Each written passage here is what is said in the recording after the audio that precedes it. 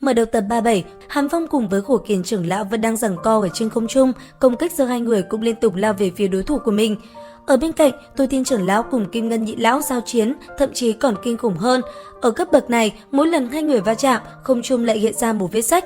Hiển nhiên, tốc độ cùng sức mạnh giữa hai bên là vô cùng kinh khủng. Còn ở gần đó, cuộc chiến giữa ba người Tử Nghiên cùng Phạm Lao đang dần đi tới hồi kết. Sau một đòn toàn lực đánh ra, Liễu Kình và Lâm Tu Nhai đã bị trọng thương, bởi vậy lúc này chỉ còn lại Tử Nghiên cùng với tên kia đối chiến. Trong không trung, quyền cước của nàng liên tục lao tới tên kia và đấm đá túi bụi. Thế nhưng, do chênh lệch về thực lực, nàng cũng không thể chiến thắng được tên kia, thậm chí sau đó nàng còn phải đối diện với một đòn tuyệt sát.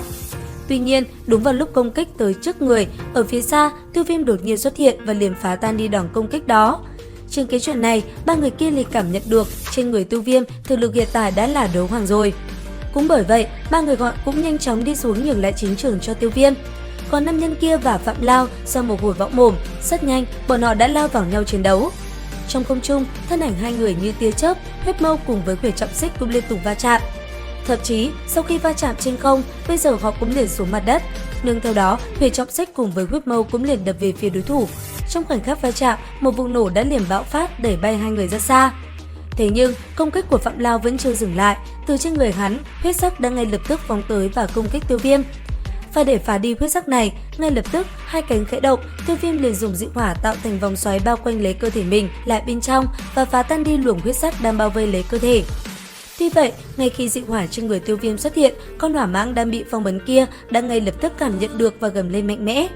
Và không chỉ có hỏa mãng, ở gần đó, Hàn Phong sau khi cảm nhận được dị hỏa, hắn ta cũng giật mình. Hắn ta ngàn vạn lần cũng không ngờ được một người trẻ tuổi như vậy lại có được dị hỏa. Cũng bởi chuyện này, ý đồ nảy sinh truyền đoạt lấy dị hỏa trên người Tiêu Viêm cũng liền nhanh nhóm trong đầu hắn ta.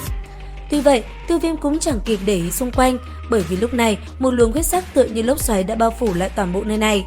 Nên theo đó, bầu trời liền bị bao phủ bởi một màu huyết sắc, dị tượng khủng bố bạo phát, ngay lập tức nó liền khiến mọi người không khỏi sợ hãi. Và Tiêu Viêm cũng vậy, trước một đòn toàn lực của một gã đấu hoàng, anh ấy cũng không dám coi thường. Ngay lập tức, đấu khí trong cơ thể bạo nộ.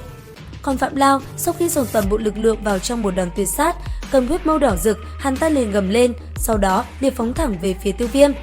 Còn Tiêu Viêm, ở trên đỉnh đầu của anh ấy, Huyền Trọng Xích lúc này cũng đã đỏ rực như dung nham. Trước huyết mâu đang lao tới, ngay lập tức một đòn diễm phân phệ lặng xích đã liền tung ra, đánh thẳng về phía tên kia. Trong khoảnh khắc hai đòn công kích va chạm, một tiếng nổ kinh người cũng liền bạo phát, làm nơi đây rung động kịch liệt. Lúc này đây, khắp nơi đều tràn ngập kình phong, huyết sắc cùng hỏa diễm cũng tung bay tứ tán. Trên bầu trời, dị tượng phải mất một lúc mới từ từ tiêu biến. Thế nhưng, khi mọi thứ hiện ra, lúc này tất cả chỉ thấy Tiêu Viêm vẫn đứng im ở đó, còn Phạm Lao, sắc mặt của hắn cũng đã tái nhợt. Trong kiến chuyện này, cho dù là các vị trưởng lão cùng đám cường giả của Hắc Vực cũng không khỏi kinh hãi, nhìn chằm chằm vào Tiêu Viêm. Còn Phạm Lao, sau một đòn vừa rồi, hắn hiểu thực lực của Tiêu Viêm tăng lên chỉ có hạn. Thế nên, ngay sau đó, lợi chảo lại một lần nữa lao về phía trước. Thấy vậy, nhanh chóng cất Huyền Trọng Xích vào trong nạp giới. Sau đó, Tiêu Viêm liền dùng tốc độ nhanh nhất hướng tên kia phóng tới. Trong cái hành động này, Phạm Lao cũng ngay lập tức quay đầu bỏ chạy. Tuy nhiên, Tiêu Viêm đã không cho hắn làm điều đó. Giữa không trung, quyền cước của anh ấy liên tục tung ra. Chỉ trong thoáng chốc, một đòn Bắc Cực Băng xuất hiện đã đánh cho tên kia thân thể nát nhừ. Ở phía dưới, chứng kiến Tiêu Viêm thi triển đấu kỹ ép cho gã đấu hoàng kia kiệt sức, mọi người cũng vô cùng vui sướng. Còn Tiêu Viêm, sau một hồi hành hạ, bàn tay vung lên, sau đó anh ấy liền chấn bay cơ thể tên kia bắn thẳng xuống mặt đất. Sau đó, đứng giữa không trung, nhìn thân kia thân thể tàn tạ, Tiêu Viêm cũng liền thi triển một đòn tuyệt sát thẳng một đường đánh tới. Trong khoảnh khắc va chạm, một tiếng hét thất thanh vang lên. Ngay sau đó, khi có bụi qua đi, thân ảnh của Phạm Lao cũng liền biến mất.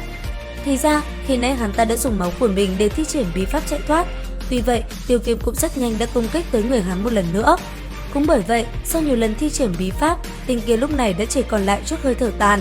Còn Tiêu Viêm, nhân cơ hội đó, anh ấy cũng liên tiếp lao tới công kích. Thế nhưng, cũng đúng vào lúc này, trong khi cùng Kim Ngân nhị lão giao thủ, Tôi Thiên đột nhiên phát hiện phong ấn lúc trước đã dần giãn nứt. Đến đây thì hết tập 37 phần 5 đấu phá thương khung. Xin chào và hẹn gặp lại các bạn ở những video tiếp theo.